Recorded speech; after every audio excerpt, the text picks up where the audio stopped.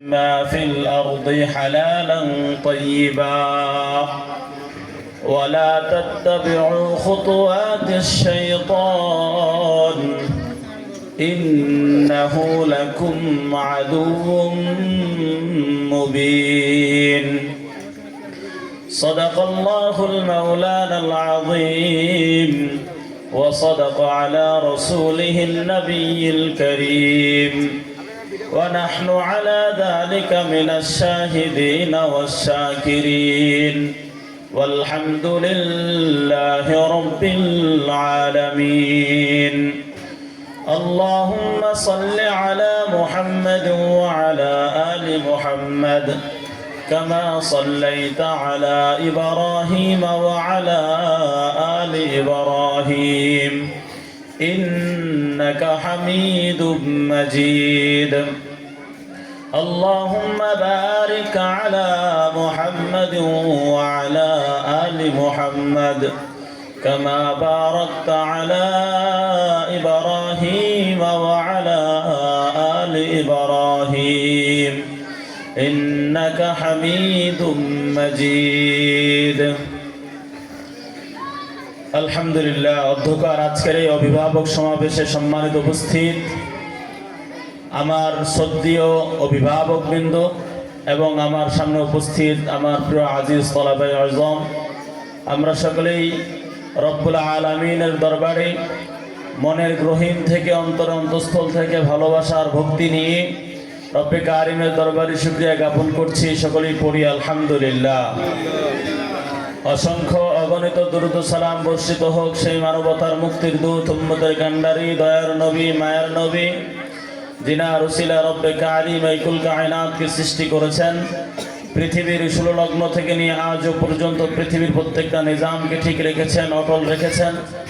আপনার আমার সারে তাজ কলিজার টুকরা হৃদয়ের স্পন্দন আকা ইনামদার তাজদারে মদিনা আহমদ মুস্তফা মোহাম্মদ মুস্তফা সৈয়দুল মুরসালিন খাতামুন নবিয়্যিন জনাবে মুহাম্মদুর রাসূলুল্লাহ সাল্লাল্লাহু আলাইহি ওয়াসাল্লামের প্রতি সম্মানিত উপস্থিতি, আপনারা সকলে অবগত আছেন আজকের আমাদের অনুষ্ঠান কি সম্পর্কে, কি বিষয়। আমরা চেষ্টা করেছিলাম শুরু থেকেই শুরু করার, কিন্তু আমাদের সবাই ব্যস্ত মানুষ, কাজ কামে ব্যস্ত থাকেন বিধায় অনেকে আসতে পারেননি। এজন্য আপনাদের জন্য কিন্তু একটু দেরি হয়ে গেছে। তো যে সময়টুকু আছে এই সময়ের মধ্যে ইনশাআল্লাহ আমাদের যে সাবজেক্টগুলো আছে এগুলো আমরা শেষ করার চেষ্টা করব। আপনারা ধৈর্য সহকারে থাকবেন না ইনশাআল্লাহ? কি অভিভাবকবৃন্দরা থাকবেন না? আপনাদের জন্য এত কষ্ট করে শুধুমাত্র আপনারাই আজকের এই অনুষ্ঠানের মাধ্যমে আপনাদেরকে আহ্বান করছি, আপনাদের সম্মানার্থে আপনাদের সৌন্দর্যের জন্য আমরা রাত বিরাত কষ্ট করে এতটুকু করতে পেরেছি। এজন্য আমি আশা করব আমরা যারা এসেছি এবং যারা আসবে সকলে যেন শেষ পর্যন্ত থাকে। যাই হোক, আমি ভূমিকা লম্বা করছি না, সময় নেই। আমাদের একজন মেহমান আছেন, তিনি আপনাদের সামনে অত্যন্ত গুরুত্বপূর্ণ আলোচনা করবেন। আমি সরাসরি যে আয়াতে কারিমা তেলাওয়াত করেছি এই আয়াতে কারিমার কিছু কথা বলবো এবং হাদিস থেকে দু একটি কথা বলে ইনশাআল্লাহ সমাপ্ত ঘোষণা করব। প্রিয় উপস্থিতি, আল্লাহ রাব্বুল আলামিন সূরা বাকারার 168 নম্বর আয়াতের মধ্যে বলেন, ইয়া আইয়ুহান নাস কুলু মিম্মা ফিল আরদ, হে মানুষ সকল, তোমরা জমিনে যা উৎপাদিত হয় তা খাও। মিম্মা ফিল আরদি হালালান তাইয়্যিবা, যে সমস্ত হালাল বস্তু আমি তোমাদের জন্য জমিন থেকে উৎপাদিত করে থাকি সেই সমস্ত বস্তু থেকে তোমরা হালালটা খাও। এই হালাল সম্পর্কে আমাদের উস্তাদ মুহতারাম মূল কথাটাই তিনি বলেছেন। এখন কথা বলাটা শুধু আনুষ্ঠানিকতা, অন্য কিছু না। তো আল্লাহ তাআলা বলছেন, ইয়া আইয়ুহান নাস কুলু মিম্মা ফিল আরদি হালালান তাইয়্যিবা, হে মানুষ সকল, আমি সব মানুষকে বলছি। এখানে আল্লাহ তাআলা ইমানদারদেরকে উল্লেখ করেনি, আলাদা করেনি, মুমিনদেরকে আলাদা করেনি। আল্লাহ তাআলা এখানে সকল মানুষদেরকে একত্রিত করে বলেছেন, হে মানুষ সকল, তোমরা হালাল খাবার খাও যেটা আমি তোমাদের জন্য জমিনে উৎপাদিত করে থাকি। তোমরা হারামের দিকে যেও না, ওয়ালা তাত্তাবিউ খুতুওয়াতিশ শাইতান, তোমরা কখনোই শয়তানের পথ অনুসরণ করিও না, শয়তানের পথে তোমরা কখনো পা বাড়াইও না। কেননা ইন্নাহু লাকুম আদুউম মুবিন, শয়তান তোমাদের প্রকাশ্য শত্রু। শয়তান তোমাদেরকে ধোঁকা দিবে, শয়তান তোমাদেরকে গুমরাহির পথ তোমাদেরকে দেখাবে। তোমাদেরকে তোমরা যখন অভাবে পড়বে, শয়তান তোমাদেরকে বিভিন্ন হারামের রাস্তা তোমাদেরকে অবলম্বন করতে বলবে। শয়তান এমন এক শয়তান যে মানুষকে সরাসরি বলে না যে তুমি ঘুষ খা। শয়তান সরাসরি মানুষকে বলে না যে তুমি অন্যের সম্পদ লুণ্ঠন করে খা। শয়তান এমন এক শয়তান সরাসরি বলে না যে তুমি মানুষের লাইল ঠেলা 2 হাত মানুষের জমিতে ঢুকায় দেয়। শয়তান কি করে? শয়তানের একটা বৈশিষ্ট্য হচ্ছে সে গুনাহটা, যে অন্যায়টা, যে অপরাধটা সে সুন্দরভাবে সাজগুজ করে মানুষের সামনে উপস্থাপন করে। আর মানুষ তো হুশে বেহুশ হয়ে যায়, সৌন্দর্য দেখে মনে পড়ে যায়। তখন এই গুনাহটা মনে করে এটাই আমার জন্য সুখ, এটাই আমার জন্য সৌন্দর্য, এত সুন্দর জিনিস আমি পেয়েছি, আমি কেন আঁকড়ে ধরবো না? তখন এটা ঝাঁপায়া পড়ে। এই ঝাঁপায়া পড়াটাই শয়তানের পথ অনুসরণ করা। অতএব প্রিয় মুসলমান ভাই আমার, অভিভাবক বিন্দু, এই শয়তানের পথ কখনো অনুসরণ করা যাবে না। শয়তান আমাকে ধোঁকা দিবে যে তুই অভাবে আছিস, এর কাছ থেকে সুদের উপরে 2000 টাকা নেই। শয়তান আমাদেরকে ধোঁকা দিবে সংসার চলে না, কিস্তি তুল। এই সমাজ আমাদেরকে এমন ভাবে বিভ্রান্ত করছে, হালালের উপরে টিকে থাকাটা বড় মুশকিল। এটা মুশকিল হওয়ার পেছনে কারণ আছে। আল্লাহ রাসূল সাল্লাল্লাহু আলাইহি ওয়াসাল্লাম 1450 বছর আগে বলে গিয়েছেন, এমন একটা জামানা আসবে যে জামানায় জ্বলন্ত আগুনে আঙ্গুল হাতে রাখা যেরকম অসম্ভব, ঠিক ওই জামানা ঈমান টিকায় রাখা মানুষের জন্য অসম্ভব হয়ে পড়বে। এটা আল্লাহ রাসূল বলে গেছেন ঠিক, কিন্তু আমাদেরকে এই কথার উপর ভিত্তি করে হারামের পথে যাওয়া যায়। আল্লাহ রাসূল তো বলছে আমরা ঈমান টিকায় রাখতে কষ্ট হবে, তা আমরা তো এমনি কমজোর দুর্বল, আমরা কেন এত কষ্ট করতে যাব? প্রিয় মুহতারাম, এটা না, আমাদেরকে হালালের পথে থাকতেই হবে, জীবন যায় আর আসুক। কেন হালালের পথে থাকবো? কারণ হালাল যে খায়, হালাল করে দোয়া আল্লাহ তাআলা কখনো ফেরত দেয় না। হালাল করে সন্তান কখনো অমানুষ হয় না। হালাল করে সন্তান কখনো বিতর্মী হয় না। হালাল করে সন্তান কখনো কোরআনের বিরোধিতা করে না। হালাল করে সন্তান কোনো সময় হাদিসের বিরোধিতা করে না। হালাল করে সন্তান কোনো সময় মাদ্রাসার বিরোধিতা করে না। হালাল করে সন্তান কোনো সময় মাদ্রাসা মসজিদের বিরোধিতা করে না। এই জন্য আপনারা যারা এখানে এসেছেন, আপনাদের সকল পরিজাত টুকরা সন্তান এখানে আছে। আপনারা যদি চান যে হুজুর আমাদের সন্তানকে যুগশ্রেষ্ঠ আলেম বানাইতে চাই, যুগশ্রেষ্ঠ হাফেজ বানাইতে চাই, যুগশ্রেষ্ঠ বড় হক্কানি রব্বানি বক্তা বানাইতে চাই, আমলওয়ালা আলেম বানাইতে চাই, 1 নম্বর শর্ত আপনাকে হালাল খাবার আপনার সন্তানকে খাওয়াইতে হবে। হারামের দোয়া, হারামের ইলম কখনো কবুল হয় না। আল্লাহ রাসূল সাল্লাল্লাহু আলাইহি ওয়াসাল্লামের হাদিসের অংশে বলেন, হিরমানুল ইলম, হারাম যে খায় তার 3টা ক্ষতি হয়। প্রথমত হারাম করে প্রথমত 3টা ক্ষতি হয়। যার হারাম ইনকাম, হারাম ব্যবসা, হারাম রোজগার, হারাম খাবার, হারাম পোশাক, শরীরে রক্ত হারাম, তার প্রথমত 3টা ক্ষতি হয়। 1 নাম্বার হিরমানুল ইলম, সে ইলম থেকে বঞ্চিত হয়ে যায়। তার কোরআন পড়া ভালো লাগবে না, তার নামাজ পড়া ভালো লাগবে না, তার হাদিস পড়া ভালো লাগবে না, তার হিফজ পড়তে ভালো লাগবে না, তার মাদ্রাসা পড়তে ভালো লাগবে না। কেন? আল্লাহ রাসূল বলেন হিরমানুল ইলম, হারামখোর কখনো ইলম পাবে না, হারামখোর ইলম থেকে বঞ্চিত হয়ে যাবে। কারণ হারাম এমন একটা জিনিস, এটা অন্ধকার, এটা গুনাহ, এটা ময়লা। কখনোই ময়লা আর পরিষ্কার এক জায়গায় হইতে পারে না। আলো আর অন্ধকার কখনো এক জায়গায় হইতে পারে না।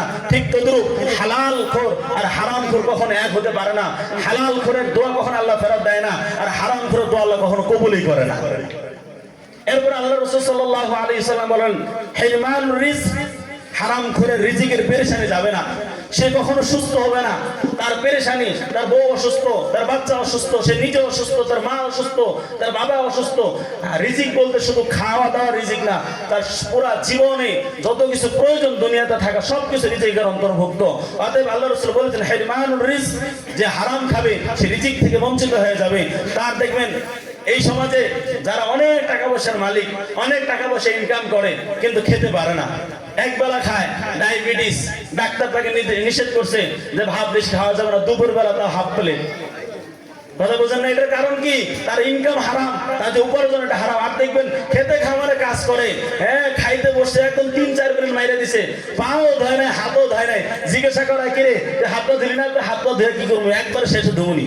আর কোটিপতি খাবারের অভাব নাই, তার খাবার কুত্তা খায়, তার খাবার গরিবরা খায়, তার কাকশিয়ালরা খায়, কিন্তু সে খাইতে পারে না, এক টুকরা বেশি গোস্ত খাইতে পারে না। অত গরিব মিসকিনরা পাইলে হাফ কেজি গোস্ত, 1 কেজি গোস্ত খাই ফেলতে পারে। এটা কারণ কি? হিরমানুর রিজক, তার হারাম ইনকাম, হারাম পোশাক, হারাম রোজগার। এই জন্য তাই আল্লাহ তাআলা রিজিক থেকে বঞ্চিত করে দিছে, ডায়াবেটিস দিছে, প্রেসার দিছে, এই দিছে সেই দিছে, দিয়া রিজিক থেকে মাহরুম করে ফেলছে। এরপরে আল্লাহ রাসূল সাল্লাল্লাহু আলাইহি ওয়াসাল্লাম বলেন হিরমানুত তাআত, তার ইবাদত থেকে আল্লাহ এই হারাম খাওয়ার কারণে ইবাদত থেকে আল্লাহ তাআলা তাকে বঞ্চিত করে দিবে। তার নামাজ ভালো লাগবে না, তার রোজা ভালো লাগবে না, তার যাকাত ভালো লাগবে না, তার হজ ভালো লাগবে না। সামর্থ্য হয়েছে হজ করতে যাবে না, সামর্থ্য হয়েছে যাকাত দিবে না, সেটাকে যাকাত দেওয়াটাকে মনে করবে জরিমানা, হজ করাটাকে মনে করবে জরিমানা। কারণ হিরমানুত তাআত, আল্লাহ তাআলা তাকে ইবাদত থেকে বঞ্চিত করে দিবে। কারণ হারামখোর কখনো ইবাদত করতে পারে না, হারামখোর ইবাদতে কখনো মনোযোগ আসে না। এখন প্রশ্ন করো, হুজুর অনেক হারামখোর তো দেখি মসজিদে যায় নামাজ পড়েন, আপনি জিজ্ঞাসা করে মুখে হাত দিয়ে বলতে পারেন নাকি তার নামাজে মনোযোগ থাকে নাকি? কোন হারামখোরের নামাজে মনোযোগ থাকে না। মসজিদে হুদাই সুবহানাল্লাহ সুবহানাল্লাহ পড়ে, আর এই ইবাদত কখনো কবুল হবে না যতক্ষণ পর্যন্ত হালাল রিজিক না আসবে। প্রিয় উপস্থিতি, একটা ছোট্ট উদাহরণ দিয়ে আমি শেষ করে দিচ্ছি। আল্লাহ রাসূল বলেছেন যে তোমরা হালাল খাবার খাও, তাহলে তোমাদের সন্তান মানুষ হবে, তোমরা কোরআনের পথে লাগে থাকতে পারবে, তোমরা ইবাদত করতে পারবে, তোমাদের রিজিকের পেরেশানি কখনো আসবে না, তোমরা সুস্থ থাকবে, তোমাদের অভাব অনটন আসবে না। এরপরে দেখেন, হালাল খাবারের মধ্যেই যে আমরা আমাদের সন্তানকে এই মাদ্রাসায় দিয়েছি, আমাদের সবার আশা আছে না সন্তান ভালো আলেম হোক? যারা গার্জিয়ানরা আসছেন একটু মেহেরবানি করে বলেন, হুজুর চান না যে আমার সন্তান বড় আলেম হোক? চান না? চান। এই যে বড় আলেম কখন হবে, একটা ছোট্ট ঘটনা বলি। আমরা এই ভারত উপমহাদেশে যে ইমামের অনুসরণ করে আমরা নামাজ পড়ি, মাসলা মাসাইল বলি, ইমামে আজম আবু হানিফা রাহমাতুল্লাহি আলাইহি, নাম শুনছেন না? ইমামে আবু হানিফা রাহমাতুল্লাহি আলাইহি অনেক বড় মাপের একজন আলেম ছিল, ইমাম ছিল, বুজুর্গ ছিল। তিনি তিনার এক ছাত্রের বাড়িতে একবার গেছেন, ইমাম আবু ইউসুফ রাহমাতুল্লাহি আলাইহি, তিনার বাড়িতে দাওয়াতে গেছে। তো ইমাম আবু ইউসুফ রাহমাতুল্লাহি আলাইহি তিনার কন্যাকে বলছে, ও আমার কন্যা, আমার আজকে আমার বাসায় একজন মেহমান আসবে যিনি আমার কলিজার মতো, কলিজার থেকে তাকে আমি বেশি ভালোবাসি, আমার উস্তাদ, তিনি আসবেন, অতএব তুমি তিনার জন্য খাবার রান্না করিও। তো ইমাম আবু ইউসুফ রাহমাতুল্লাহি আলাইহির মেয়ে তিনার উস্তাদের জন্য ভালো ভালো আইটেমগুলো রান্না বান্না করছে, রাত্রেবেলা গেছে। তো ইমাম আবু ইউসুফ রাহমাতুল্লাহি আলাইহি মেয়ের রান্না করা খাবার ইমাম আবু হানিফা রাহমাতুল্লাহি আলাইহির সামনে নিয়ে আসছে। তো মেহমান কিন্তু একজন, খাবার দিছে অনেকগুলো, মনে হয় 4-5 জন খাইতে পারবে, কিতাবের মধ্যে আসছে 4-5 জন খাইতে পারে, এরকম খাবার দিছে। তো ইমাম আবু হানিফা রাহমাতুল্লাহি আলাইহি বসে 4-5 জনের খাবার একাই খেয়ে ফেলছে। খাওয়ার পরে যখন প্লেট পেটে আবার ফেরত গেছে ইমাম আবু ইউসুফ রাহমাতুল্লাহি আলাইহির কাছে, তো ওনার মেয়ে বলতেছে, কি ব্যাপার আব্বাজান, আপনি এরকম কোন খাইয়া উস্তাদ বানাইছেন, রাক্ষসা উস্তাদ? হ্যাঁ, আমি একজন মানুষ, আমি 4-5 জনের খাবার দিলাম আর একলাই খাই ফেলেছে। হ্যাঁ, কেমন উস্তাদ বানাইছেন যে আন্দাজ করে খাইতে পারে না, সুন্নত তরিকে খাইতে পারে না, এটা আপনার বলে শ্রেষ্ঠ উস্তাদ? তো ইমাম আবু ইউসুফ রাহমাতুল্লাহি আলাইহি ইমাম আবু হানিফা রাহমাতুল্লাহির কাছে এসে বলতেছে, উস্তাদ, হুজুর আপনাকে এতগুলো খাবার দেওয়া হলো, আপনি তো বলে খাইয়া ফেলেছেন সবকিছু, এখন নাতিকে ঠান্ডা করে থুয়ে যান। তখন ইমাম আবু হানিফা রাহমাতুল্লাহি আলাইহি পর্দার কাছে বলতেছে, নাতিজি, তুমি যে খাবার রান্না করেছো এই খাবারটা 4-5 জনের জন্য, এটা ঠিক আছে, কিন্তু যখন আমার সামনে খাবারটা উপস্থাপন করা হলো, এই খাবার থেকে জান্নাতের সুঘ্রাণ আসছিল, এই খাবারটা আমি দেখতে পাচ্ছিলাম, এই খাবারের উপর আল্লাহ তাআলা সকিনা নাযিল হচ্ছিল। আমি ভাবলাম 2 দিন না খেয়ে থাকলাম, এই জান্নাতি খাবার, যেই খাবার থেকে জান্নাতের ঘ্রাণ আসছে, যেই খাবারে আল্লাহ তাআলার রহমতের সকিনা নাযিল হচ্ছে, এই খাবারটা আমি একদিন খাইয়ে ফেলে, এই জন্য কষ্ট করে 4 জনের খাবার একবারে খাই ফেলেছি। তখন ইমাম আবু হানিফা রাহমাতুল্লাহি বলতেছে, শুধু খাইছি এর মধ্যে না, এই খাবার খাওয়ার কারণে আমি সারা রাত এশারে ওযু দিয়ে ফজর পড়েছি, এর মাঝখানে কোরআনের একটা আয়াত দিয়ে জটিল ও কঠিন 100 মাসালা আমি বের করার সক্ষম পেয়েছি। এই রাতের মধ্যে এই হালাল খাবারের বরকতে 100 মাসালা সে বের করতে পেরেছে। প্রিয় উপস্থিতি, আমরা এটা বুঝাইতে যাচ্ছি যে হালাল খাবারের বরকত, হালালের মধ্যে এরকম মেয়ে আছে, আপনার সন্তান মাদ্রাসায় দিয়েছেন, বাচ্চা পড়া পারে না, পৃষ্ঠা মুখস্থ করতে পারে না, হেফজ করতে পারে না, কায়দা পড়া পারে না। আপনি দেখেন, খুঁজেন যে আপনার সন্তানকে আপনি কোন খাবারটা দিচ্ছেন, আপনার সন্তানের জন্য আপনি কোন খরচটা করতেছেন, এটা দেখেন। আপনি হারাম খাচ্ছেন, এটা থেকে ফিরে আসা দরকার সন্তানকে মানুষ করার জন্য। আজকে কষ্ট করে আপনি হারামটাই কিন্তু কষ্ট করে ইনকাম করতেছেন, এই হারামটাই আপনি কষ্ট না করে আপনি হালালটা কষ্ট করে করেন। আপনার রিজিকটাও ভালো হবে, আপনার পেরেশানি দূর হবে, আপনিও নামাজ কালাম পড়তে পারবেন, আপনার সন্তানগুলো মানুষের মতো মানুষ হতে পারবে। প্রিয় উপস্থিতি, এজন্য অভিভাবক বৃন্দ, আমাদের রিজিকটা যেন হালাল হয়। আমাদের অনেকে সন্তান অভিযোগ, হুজুর আমার বাচ্চা পড়া পারে না। আমি বলবো আপনাদের এক না, ওই যে আল্লাহ রাসূল বলছে হারাম খোরের কখনো এলেম শিখতে পারে না, এলেম থেকে বঞ্চিত হয়ে যায়। আর একটা ছোট্ট কথা বলে শেষ করে দিচ্ছি। আমাদের এই উপমহাদেশে একজন বাচ্চা ছিল, খুব জালেম বাচ্চা হাজ্জাজ বিন ইউসুফ। সে মানুষকে খুব কষ্ট দিত। তো প্রতিদিন ওর শাস্তি, আর আইন কানুন যে মানবে না, ওরা কি করতো, ধরে নিয়ে যায় ওই বড় বড় কড়াই তেল গরম করে ওটা আমাদের ছেড়ে দিত মাছের মতো। আর না হয় কি করতো, হাত বা বাইরে আগুন জ্বালা দিত। ওর কথা যে না মানতো, এটা ওর শাস্তি। তো একবার তার এক প্রজা বলতেছে যে আপনি যে মানুষগুলোকে এভাবে হত্যা করেন, তারা বদদোয়া দিলে আপনার ক্ষতি হবে না? আরে বোকা, বদদোয়া দিলে কি হবে? দেখোস না, আমি প্রতি সপ্তাহে ওর রাজ্যে সবাইকে দাওয়াত করে নিয়ে আসে, সবাইকে দাওয়াত করে নিয়ে আসে, খাওয়ায়। যে শত্রু ওটারও খাওয়ায়, যে বন্ধু ওটারও খাওয়ায়। প্রজা বলতেছে যে দেখোস না, আমি প্রতি সপ্তাহে মেহমানদারি করাই। এটা মেহমানদারি করতে লাভ কি? আমি যে মেহমানদারি করাই, এই মানুষগুলোকে এরা যে বদদোয়া দিবে, তার রাস্তা তো আমি আগেই বন্ধ করে দিই। এই মেহমানদেরকে আমি খাওয়াই, কখনো হালাল খাবার খাওয়াই না।